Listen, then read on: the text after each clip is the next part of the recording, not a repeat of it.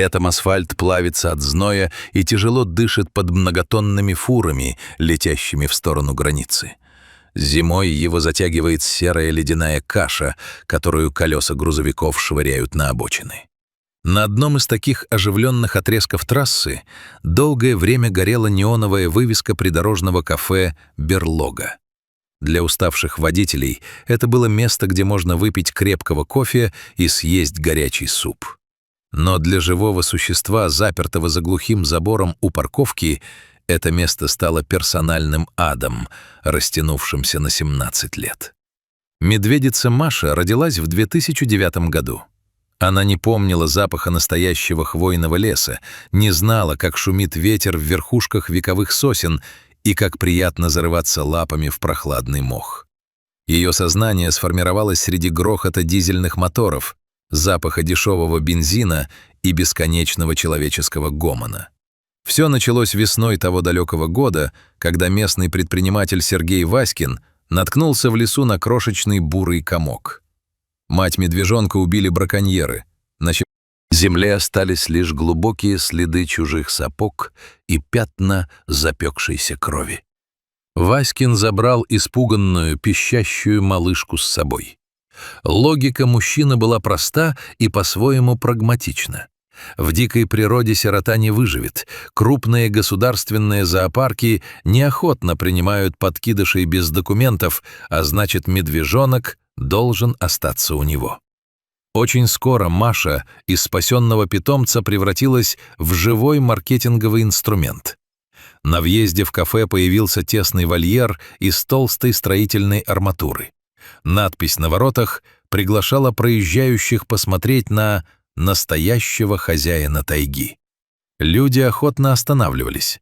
Водители-дальнобойщики кидали через прутья обглоданные кости, сухари и конфеты в ярких фантиках. Дети смеялись, глядя, как смешно Мишка неуклюже переминается с лапы на лапу. Никто из веселящихся посетителей не задумывался, что это неуклюжесть не элемент игры, а первые признаки тяжелейшего психического расстройства, развивающегося у дикого хищника в неволе. Года шли, и экономическая ситуация изменилась. Кафе «Берлога» разорилось, вывеска погасла, а деревянное здание постепенно ветшало, зарастая бурьяном на въезде в город Сафоново. Бизнес закрылся, но его живой актив остался на месте. Забор заржавел, территория превратилась в пустырь, заваленный строительным мусором и битым стеклом, а посреди этого уныния продолжала стоять железная клетка. Маша росла, и вольер, казавшийся просторным для годовалого подростка, стал для взрослой медведицы настоящим карцером. Несколько шагов вперед, упереться лбом в холодное железо, разворот, несколько шагов назад. И так тысячи, десятки тысяч раз в день, круглые сутки из года в год. В вольере был обустроен примитивный бетонный бассейн. Летом вода в нем не менялась неделями, превращаясь в густую, пахнущую гнилью зеленую жижу.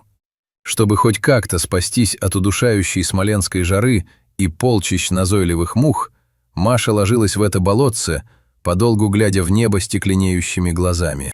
Единственным ее развлечением стали пустые пластиковые бутылки, которые изредка перебрасывали через забор прохожие. Медведица часами грызла грязный пластик, стачивая зубы до десен, просто чтобы занять себя хоть чем-то. С 2019 года Сафоново превратилось в поле информационной битвы. Местные активисты и зоозащитники забили тревогу. Они писали десятки заявлений в полицию, прокуратуру и ветеринарный надзор. Волонтеры делали страшные фотографии. Грязное, истощенное животное в темном тесном вольере без признаков нормальной еды и чистой воды. «Мы приезжали туда зимними вечерами», вспоминает местная жительница Татьяна Филимонова. На медведицу невозможно было смотреть без слез. На груди и лапах виднелись жуткие, кровоточащие раны. Взгляд у нее был совершенно безжизненный, какой-то стеклянный. Она словно превратилась в живой памятник человеческой жестокости. Сколько раз мы пытались писать жалобы, но на хозяина не было никакой управы. Ответы официальных ведомств из года в год напоминали бездушный под копирку написанный текст. Проведена проверка. Животное содержится в удовлетворительных условиях, сыто, признаков истощения или жестокого обращения не обнаружено.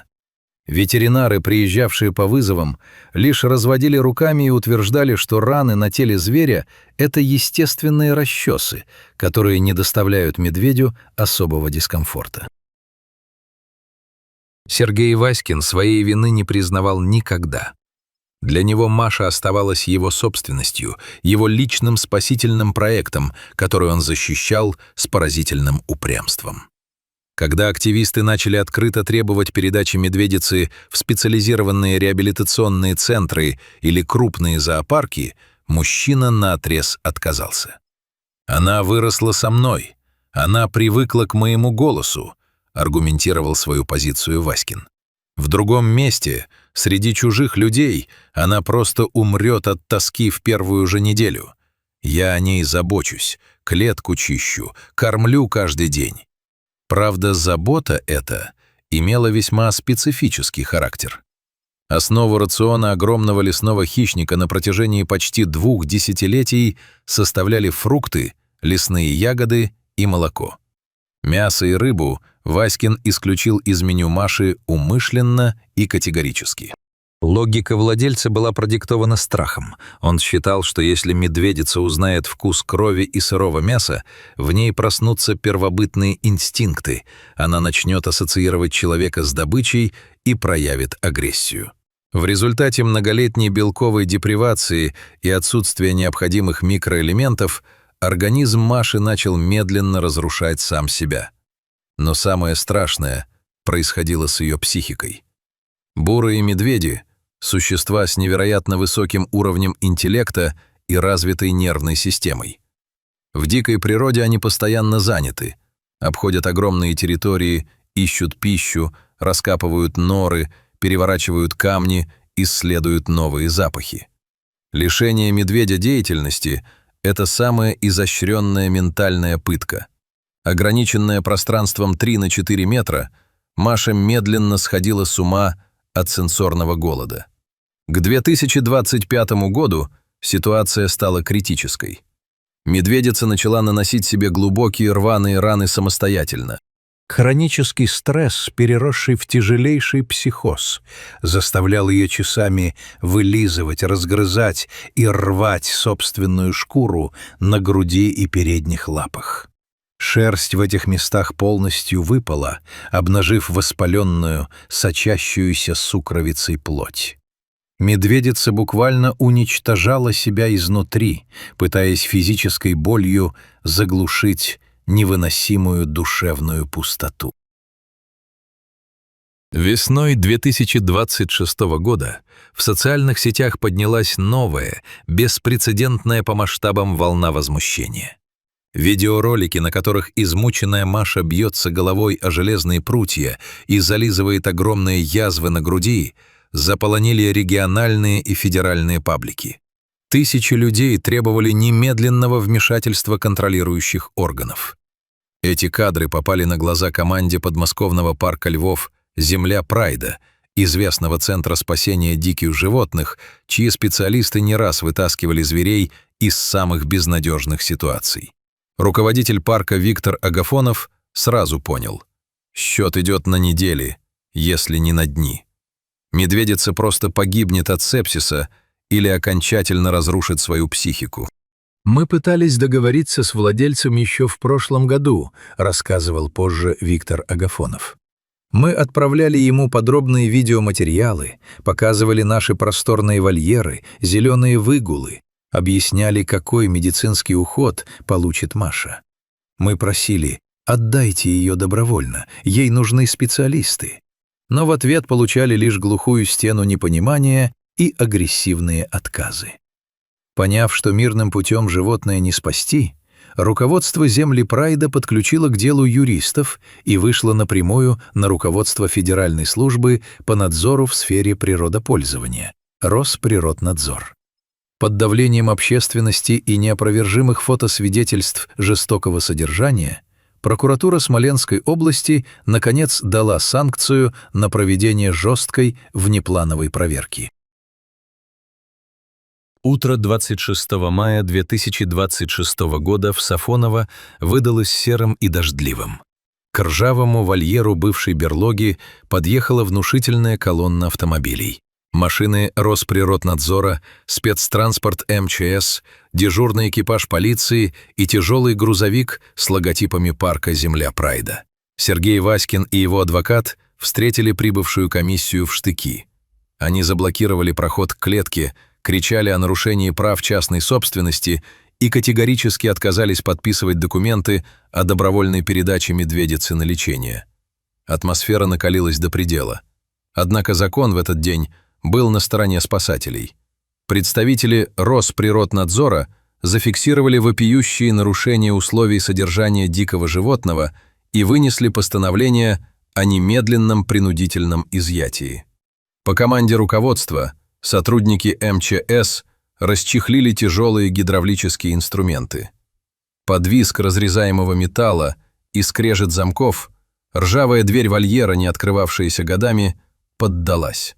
Когда спасатели и ветеринары смогли подойти к клетке вплотную, их глазам открылась ужасающая картина. Запах гнили и нечистот сбивал с ног. В углу вольера, среди кусков заплесневелого хлеба, подгнивших овощей и прокисших остатков молока, сидела огромная бурая медведица. Услышав шум, она не проявила агрессии, у нее просто не осталось на это сил. Она медленно поднялась, тяжело дыша, и сделала шаг навстречу людям, продолжая механически вылизывать огромную, зияющую рану на груди. Ветеринары парка «Земля Прайда» действовали быстро и профессионально. Дистанционный выстрел шприцем с успокоительным, и через 15 минут измученное животное погрузилось в глубокий спасительный сон. Осмотр на месте показал, что раны были гораздо глубже, чем казалось на видео. Инфекция уже начала проникать в подкожные слои, а общее истощение организма граничило с дистрофией. Машу аккуратно переложили на специальные носилки и переместили в просторный вентилируемый транспортный бокс. Металлическая тюрьма на обочине М1 опустела навсегда. На следующий день, 27 мая 2026 года, Маша прибыла в свой новый дом на территорию парка «Земля Прайда» в Подмосковье. Здесь для нее заранее подготовили специальный изолированный вольер в карантинном отделении, скрытый от глаз посетителей и лишнего шума. Первые дни на новом месте стали для медведицы огромным стрессом. Животное, привыкшее к тесному железному ящику, панически боялось открытого пространства. Маша забивалась в самый дальний угол вольера, испуганно вздрагивая от каждого шороха, от шелеста листвы и пения птиц, которых она никогда раньше не слышала. «Состояние Маши мы оцениваем как крайне тяжелое», — делится Виктор Агафонов. «Нам предстоит проделать колоссальную работу. Физические раны мы залечим. Современная ветеринария творит чудеса. Антибиотики и правильное питание сделают свое дело. Но что делать с ее искалеченной душой? 17 лет в аду не проходят бесследно. Медведица почти 5 лет непрерывно грызла себя. Мы не знаем, сколько времени уйдет на реабилитацию и удастся ли нам полностью стабилизировать ее психику. Возможно, драгоценное время уже упущено. Но вся наша команда сделает все возможное и невозможное, чтобы Маша узнала, что такое спокойная, сытая и безопасная жизнь». История смоленской медведицы всколыхнула всю страну. Социальные сети парка разрываются от тысяч комментариев со словами поддержки со всех уголков России. Люди переводят средства на лечение, присылают посылки с медикаментами и свежими фруктами. Эта история не просто рассказ о спасении одного конкретного животного. Это жесткий урок человечеству о том, что дикий зверь не игрушка, не живая вывеска для привлечения прибыли и не объект для удовлетворения личных амбиций. Маша получила свой шанс на свободу и покой. Пусть даже эта свобода пришла к ней на закате ее трудной, полной боли жизни. За ее восстановлением сегодня следит вся страна, надеясь, что когда-нибудь эта измученная медведица сможет спокойно лечь на зеленую траву, закрыть глаза и навсегда забыть кошмарный грохот трассы М1.